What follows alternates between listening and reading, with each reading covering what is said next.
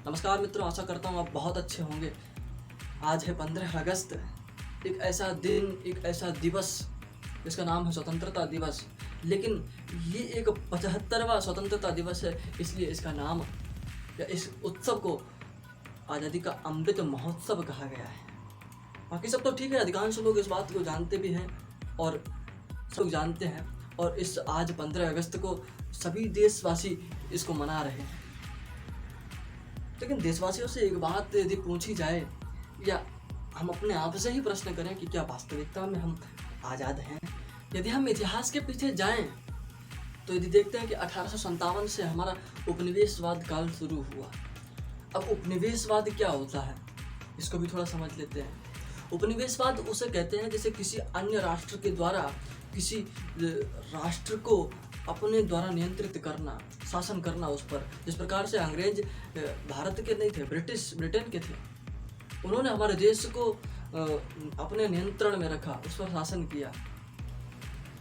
शासन करने से मतलब अगर उनके अंदर शासन करने की क्रियाकलाप को देखें तो क्या है, वो क्रियाकलाप इस प्रकार की थी। उन्होंने हमारे यहाँ ऐसा व्यापार किया, व्यापार करने के साथ साथ उन्होंने हमें आर्थिक स्थिति के साथ तो लूटा, लेकिन हमारी संस्कृति और संस्कृत भाषा को छिन्न भिन्न कर दिया, उसे विक्षुब्ध कर दिया। आज उस भारतीय बिल्कुल नहीं समझ रहा है। आज उसे भारतीय बिल्कुल नहीं समझ रहा है। क्यों नहीं समझ रहा है? समझने का प्रयास करो।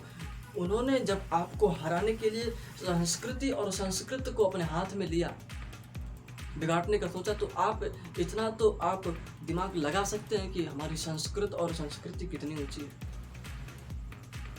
हमारी सबसे बड़ी कमजोरी उन्होंने संस्कृति और संस्कृत को देखा। ये बात आप समझ रहे होंगे। तो आज 1947 में हमको आज़ादी मिली और उसके बाद आज 75 वर्ष पूर्ण हो गए, लेकिन भारत का 90% मनुष्य संस्कृत और संस्कृति से उसका कोई परिचय नहीं है। महर्षि वशिष्ठ कौन है, कोई नहीं जानता है। विश्वामित्र कौन है, कोई नहीं जानता है। दधीची कौन है, कोई नहीं जानता है। समीक ऋषि कौन है, श्रृंगी ऋषि कौन है, कोई नहीं जानता है। क्यों नहीं जानता है? क्योंकि हमारी संस्कृति को उन्होंने बिगाड़ा। उससे पहले भी कई लोगों ने प्रयास किया, लेकिन यहाँ से बिल्कुल नष्ट कर दिया। और बाकी यदि देखा जाए तो हमारी यदि मूल यदि कोई चीज़ है तो वो संस्कृत और संस्कृति है। आज आपको देश में यदि विदेशी दवाइयाँ मिल रही हैं तो आप ये मत भूलो हमारे देश में आयुर्वेद भी है। किसी समय नष्ट हो गया, आज उसका बढ़ावा हो रहा है, बहुत अच्छी बात है, लेकिन सपोर्ट करना हमारा कर्तव्य है। उसी प्रकार से, और मैं ये भी नहीं कहता, मैं कहता हूँ कि संस्कृत पढ़ना चाहिए। संस्कृत और संस्कृति को जानने की हमको आवश्यकता है, लेकिन मैं ये नहीं कह रहा कि तुम डॉक्टर मत बनो, इंजीनियर मत बनाओ अपने पुत्रों को, अपने आप को मत बनाओ इंजीनियर, बनाओ।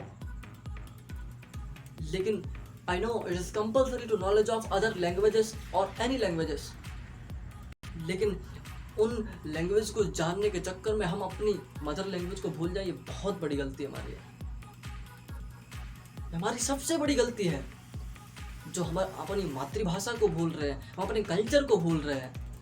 इसे जानने का प्रयास करना चाहिए और इस विषय पर गहन चिंतन होना चाहिए। स्वामी विवेकानंद जी भी इस बात को कहते थे कि अंग्रेजी सीखो लेकिन अंग्रेज मत बनो। आज उन महापुरुषों के आदर्शों को हम भूल गए हैं। हमारा कर्तव्य क्या था? 75 वर्ष हमारे पूरे हो गए, लेकिन हमने अपनी संस्कृत और संस्कृति को नहीं उबार पाया। क्या है? इस विषय को भी जानने का प्रयास करो। और संस्कृत की विशेषता क्या है? मैं कहता हूँ कि मातृवत परदारेषु परद्रव्येषु लोष्ठवत। ये संस्कृत और संस्कृति में भी आपको, भारतीय संस्कृत और संस्कृति में आपको पता चलेगा, और किसी भाषा में, किसी संस्कृति में नहीं पता चलेगा। किसी भी कल्चर में आप नहीं जान सकते। मातृवत परदारेषु परद्रव्येषु लोष्ठवत उदार चरिता नाम तो वसुधैव कुटुंबकम। इस प्रकार की जो ज्ञान भरी बातें हैं, इस प्रकार की अनुकरणीय बातें हैं, वो हमारे कल्चर में ही मिलेंगी और कहीं नहीं मिलेंगी। इस प्रकार की यदि भाषाओं को आप जानना चाहते तो इस चैनल को जरूर सब्सक्राइब करें। प्रयास कुछ जानना चाहते, कुछ प्रश्न हो तो कमेंट करें, प्रयास करूंगा उसका जवाब देने को। और अधिक से अधिक जगह इस आज़ादी के अमृत महोत्सव के समय पर सभी भारतीयों को जगाने के लिए इसे शेयर करें। नमस्कार।